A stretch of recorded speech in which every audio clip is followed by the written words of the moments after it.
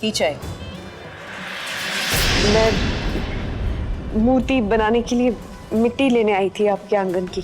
कमाल की बात है ना, शाम ढलते ही तुम सुहागनों के पति हमारी चौखट पर अय्याशी करने आते हैं और तुम सुहागने हमारे आंगन की मिट्टी लेकर जाती हो माँ की प्रतिमा बनाने के लिए। जा मेहर, इस सुहागन को अपने हाथों से मिट्टी दे, और हाँ, मिट्टी लेते ही यहाँ से चली जाना, रुकना मत। ये तवाइफों का मोहल्ला है, यहाँ पर ज्यादा देर रुकी तो बदनामी की छींटे पड़ जाएंगी तुझ पे। बदनामी का डर होता तो यहाँ आती ही क्यों? यहाँ कोई अपनी मर्जी से तो आता नहीं, और ये लड़की ये भी अपनी मर्जी से तो यहाँ आई नहीं होगी बदनामी की छींटे लगवाने। ये तो नजरिए का फर्क है, किसी के लिए ये जहन्नुम तो किसी के लिए ये जन्नत है। यहाँ ना तो कोई किसी की मर्जी से आता है और ना ही इस दुनिया में किसी की मर्जी से कुछ होता है। यहाँ लोग अपनी तकदीर की वजह से आते हैं, तकदीर खींच कर लाती है, और इसकी तकदीर इसे कहां से कहां ले जाने वाली है। जाकर इस सुहागन को अपने हाथों से मिट्टी दे।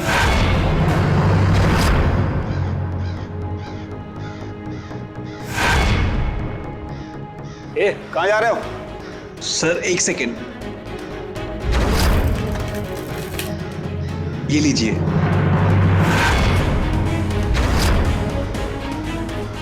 जाने दीजिए। दरवाजा खोलो। Thank you. Central jail? Amul यहाँ क्यों आया है? यहाँ तो दयावंती मेहता है। अरे मैडम गुडे, किससे मिलना है आपको? वो मैं देखिए मैडम, परमिशन लेटर के बगैर हम आपको अंदर नहीं जाने दे सकते हैं। मैं एसीपी नील खन्ना की मदर इन लॉ हूँ। सॉरी मैडम, आप जो कोई भी हो, परमिशन लेटर के बगैर हम अंदर जाने देंगे नहीं। एक मिनट, मैं आपकी बात करा देती हूँ उनसे। कितनी किस्मत वाली हो तुम, सुहागन हो। मेरा ये सपना तो कभी पूरा हो ही नहीं सकता। ना घर है ना परिवार।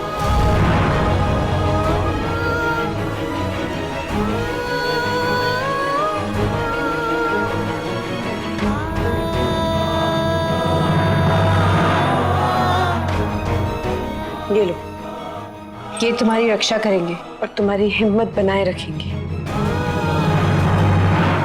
गणेश जी की मूर्ति। भगवान भक्त को ढूंढ ही लेता है। जल्दी मिट्टी ले और यहां से जा।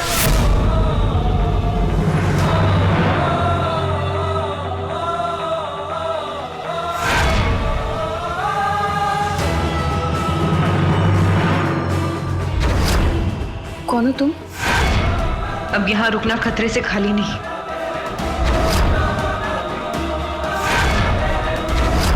आइए, मैं आपको बाहर तक छोड़ देती हूँ। रोक! विजयदशमी तक तू इस चौखट के उस पार नहीं जा सकती। चल, हम तुझे छोड़कर आते हैं।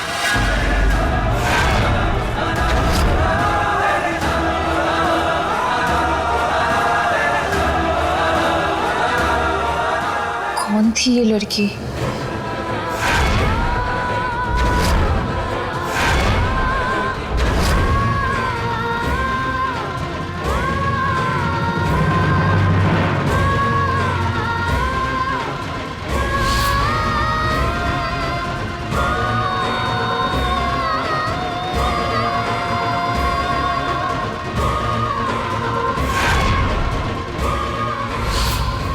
अवनी?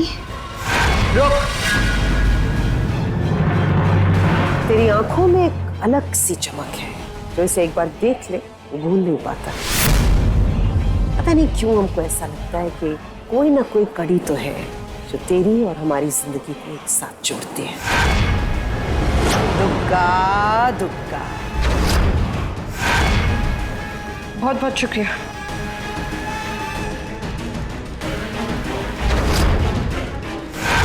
विजयदशमी तक का ही वक्त है जूही को बचाने के लिए। नील को अभी सब कुछ बता देना चाहिए।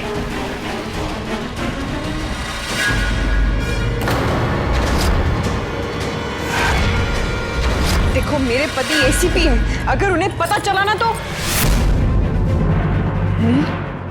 Thank you. अगर तुम अलर्ट नहीं होते तो पता नहीं क्या हो जाता। नील, एक वो मेरी पंडित पे नजर रखने के लिए मेरे लोग वहां पे मौजूद हैं। अगर वो तुम्हें नहीं देखते तो तुम्हें पता भी, अंदाजा भी है तुम्हारे साथ क्या हो जाता। तुम क्यों खतरा मोल लेती हो अवनी? क्यों? और अब तुम यहीं पे रुकोगी, यहाँ पे कैद रहोगी तुम जब तक मैं ऑर्डर्स नहीं देता, तब तक। नील, नील जूही खतरे में है।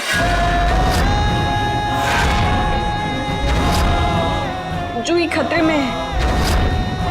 प्लीज एक बार मेरी बात सुन लो, फिर चाहे जो सजाए दे देना। मैं वहां गई थी और... बस अवनी बस। तुम क्यों नहीं समझने की कोशिश करी? मैं तुम्हें क्यों वहां जाने से रोक रहा हूं? किस तरह से तुम्हें मैं समझाऊं यार?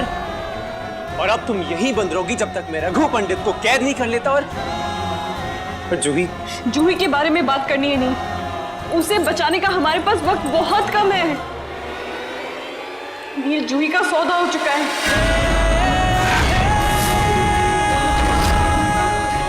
क्या? हाँ नहीं, एक औरत है जिसने जूही को एक बड़े क्लाइंट को बेच दिया है और विजयदशमी के दिन वो उसे वहां से ले जाएगा। हमारे पास वक्त बहुत कम है। क्या वो लोग जूही का सौदा कर रहे हैं? हाँ नहीं, और अगर मैं वहां नहीं जाती ना तो हमें ये कभी पता चल ही नहीं पाता कि हमारे पास वक्त बहुत कम है। सिर्फ विजयदशमी तक का ही वक्त है। नहीं, उससे पहले हमें जूही को वहां से निकालना होगा, उसे बचाना होगा। जूही का सौदा हो चुका है। नहीं, मैं जूही को कुछ नहीं होगा, कुछ नहीं होगा उसे। वो लोग ऐसे कैसे? नहीं, कुछ नहीं होगा।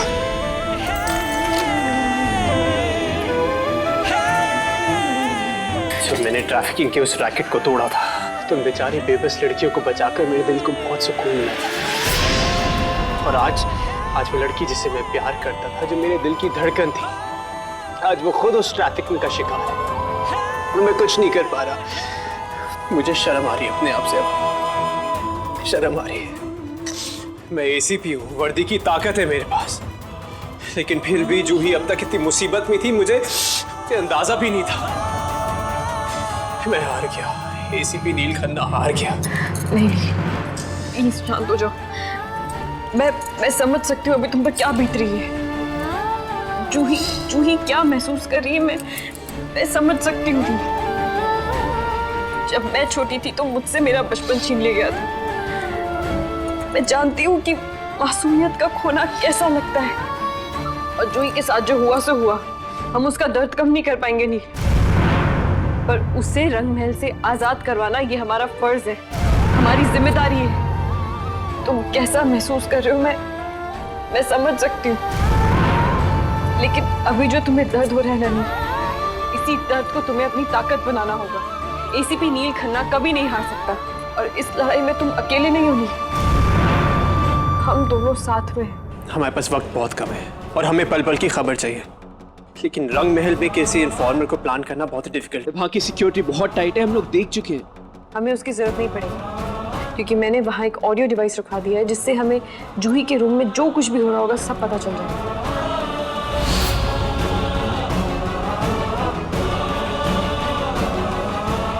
मैंने अपने एक फ्रेंड से डिवाइस मंगवाया था।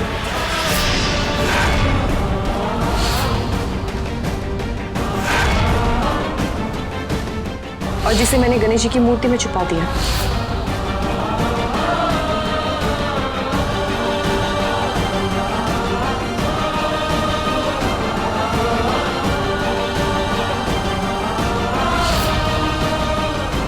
तुमने मुझे जूही का सौदा होने की इंफॉर्मेशन देके कानून की बहुत मदद की है, लेकिन ऐसे किसी के यहाँ ऑडियो रिकॉर्डिंग प्लान करना इट्स ए पनिशेबल ऑफेंस।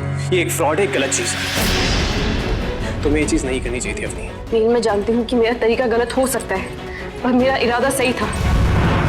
हम दोनों इस वक्त एक ही चीज चाहते हैं, जूही को वहां से रिहा करवाना और उस पंडित जैसे मुजरिम को सजा दिलवाना।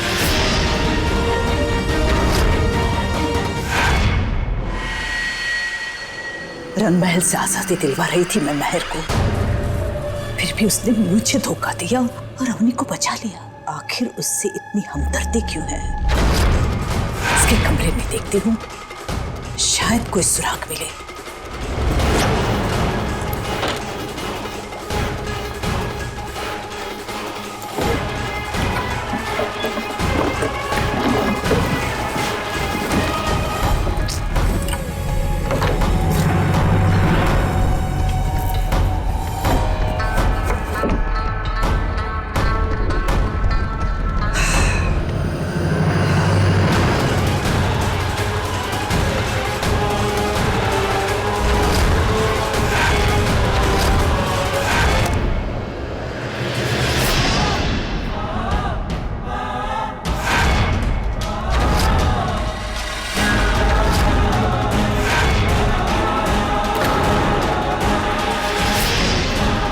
आई थिंक जूही के रूम में कोई आया है।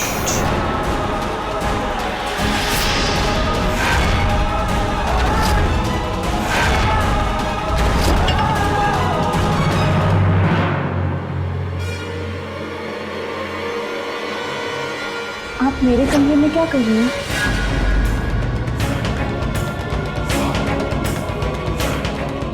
यही सवाल मैं तुझसे पूछ रही हूँ। तू अब तक इस रंग महल में क्या कर रही है? मैंने तुझे इस नर्क से आजादी दिलवाने के लिए रास्ता दिखाया था और तू लौट आई मुझे धोखा देकर। इसकी कीमत तुझे चुकानी होगी। तू जानती नहीं है दयावंती को।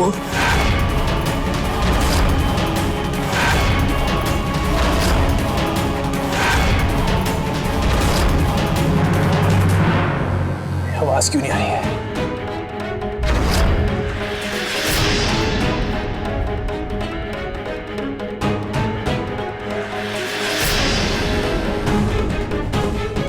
कभी डिवाइस फेल तो नहीं हो गया? नील नहीं, इतनी जल्दी हिम्मत मत हारो, हमें कुछ ना कुछ तो जरूर पता चलेगा। ये पता नहीं, कुछ क्लूज नहीं है हमारे पास, पर हमारे पास रघु पंडित को पकड़ने के लिए कोई भी क्लू नहीं है। वो है कहाँ ये भी नहीं पता, बस इतना पता है कि वो फरार है। कौन है जो उसके एब्सेंस में ट्रैफिकिंग और फ्लैश पेड को अभी चला रहा है, हमें कैसे पता चलेगा? अभी वक्त नहीं है हमारे पास। तुम बताओ, तुमने वहां पे क्या देखा था? कुछ ऐसा जिससे हमें कोई क्लू मिल जाए।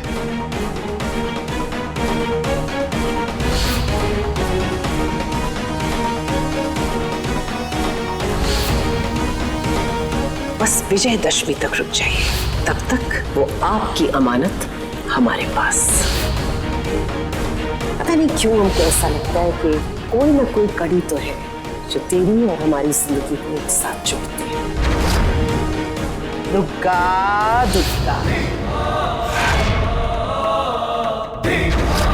नील वो औरत बातें ऐसी करती है जैसे पहेलियों में कर रही है, पर खौफ है उसका। मैंने देखा है जूही की आंखों में, वो हमेशा डरी हुई सहमी हुई सी रहती है उसके सामने, और उसी ने जूही का सौदा किया था।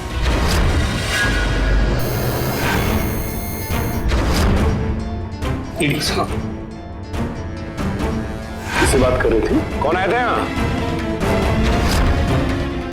दुर्गा दुर्गा। भागने की कोशिश कर रही थी? नहीं, मैंने आपको बताया था ना, मुझे यहाँ से भागना ही नहीं। हमने सुना है भगवान से बहुत ज्यादा प्यार करती है। भगवान और भक्त के बीच में कभी किसी को नहीं आना चाहिए। अगर तू भगवान के पास जाना चाहे तो हमें जरूर बताना, हम एक पल में तुझे उनके पास पहुंचा देंगे। ये उसी औरत की आवाज है। पंडित जी,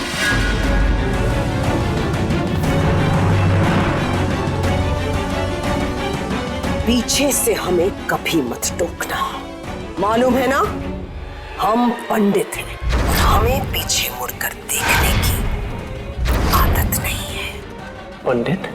मतलब पंडित एक औरत है? तो मतलब अब तक हम रघु पंडित नाम के एक आदमी को ढूंढ रहे थे। तो कैसे हो सकता है? इस केस की इन्वेस्टिगेशन में सिर्फ एक ही नाम बाहर आया था और वो था रघु पंडित। नहीं, इसका मतलब कि वो रघु पंडित नहीं, रागिनी पंडित है। सारे ट्रैफिकिंग रैकेट के पीछे रागिनी पंडित है, पर फिर हमें रघु पंडित नाम क्यों बताया था खबरी ने?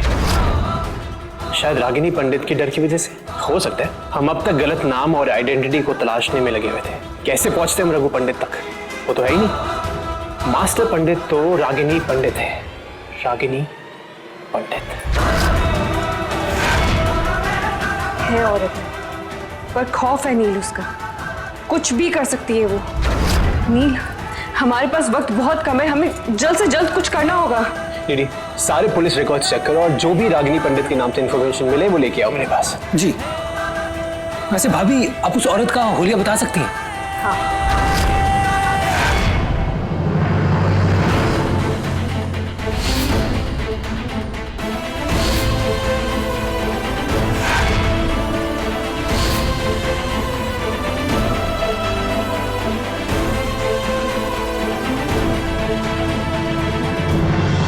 हिम्मत कैसे हुई अमोल की दयावंती मेहता से मिलने की? मना किया था मैंने उसे, लेकिन नहीं, फिर भी मिलने गया।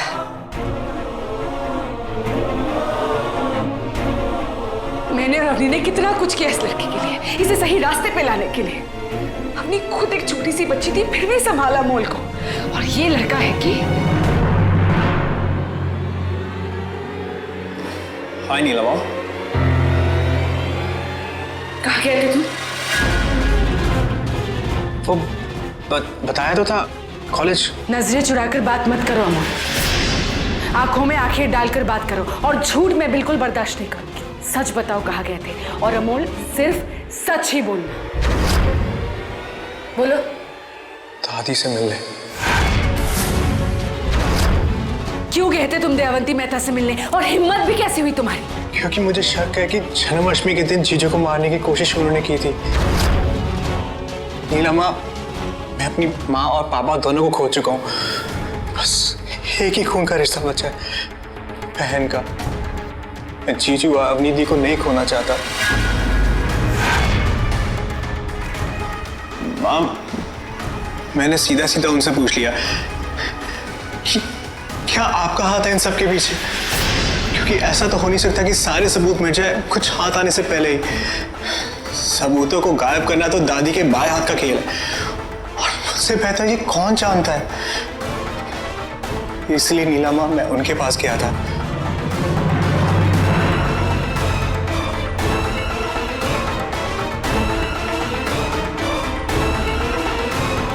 सच कह रहे हो तुम?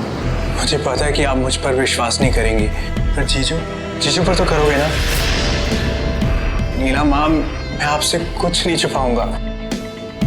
मैंने आपकी अलमारी से कुछ पैसे चुराए। क्या? कुछ सबूत चाहिए थे, और सबूत के लिए कुछ पैसे। आपको मुझ पर विश्वास नहीं है तो आप नील जीजू से पूछ लो। वो भी उसी जगह थे जहाँ पे मैंने उस फॉर्म बनाने वाले को पकड़ा था। वो उनको देख के भाग गया। अगर जीजू उसे ना आते तो शायद मैं उसे थोड़ा सच और उगवा लेता, लेकिन वो जीजू को देखकर भाग गया। ठीक है, पर अमोल, आगे से तुम ऐसा कुछ भी नहीं करोगे, और मुझसे कुछ छुपाओगे तो बिल्कुल ही नहीं। आई प्रॉमिस, मैं नहीं छुपाऊंगा।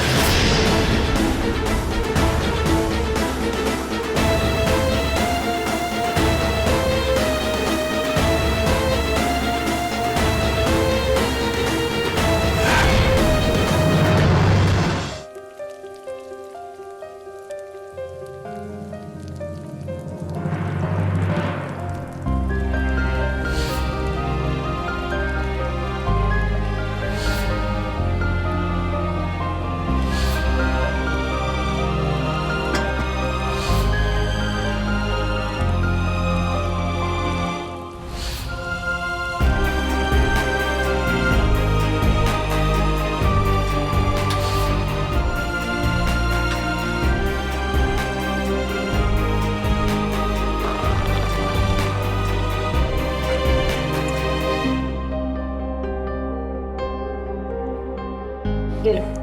थैंक्स। अवनी, मुझे तुम्हारी बहुत फिक्र होती है, और मैं ये भी जानता हूँ कि तुम भी मेरी तरह जूही को जल्द से जल्द रिहा करवाना चाहती हो, तो फिर भी तुम्हें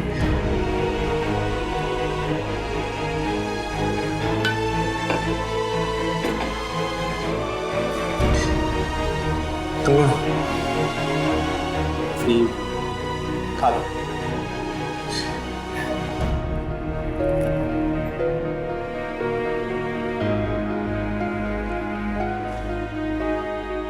अवनी,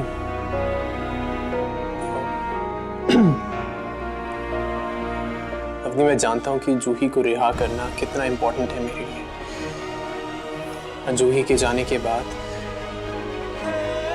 मुझे कहीं ना कहीं मन में यही लगता था कि जूही अब भी जिंदा है। लेकिन अवनी, मैं समझ सकता हूँ कि तुमने जो जूही के लिए किया है, मेरे समझ में नहीं आ रहा मैं तुम्हारा किन लफ्जों में किस तरह से शुक्रिया अदा करूं। अपनी इस दुनिया में तुम जैसा शायद ही कोई होगा।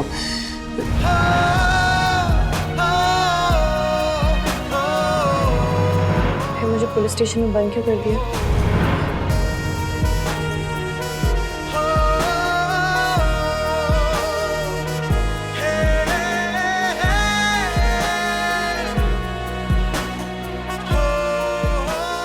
जूही को खोने के बाद मैं जी सका, जिंदगी नए सिरे से शुरू कर सका, पर तुम्हें खोने के ख्याल से भी डर लगता है। जी नहीं पाऊंगा मैं अगर तुम्हें कुछ हो गया तो।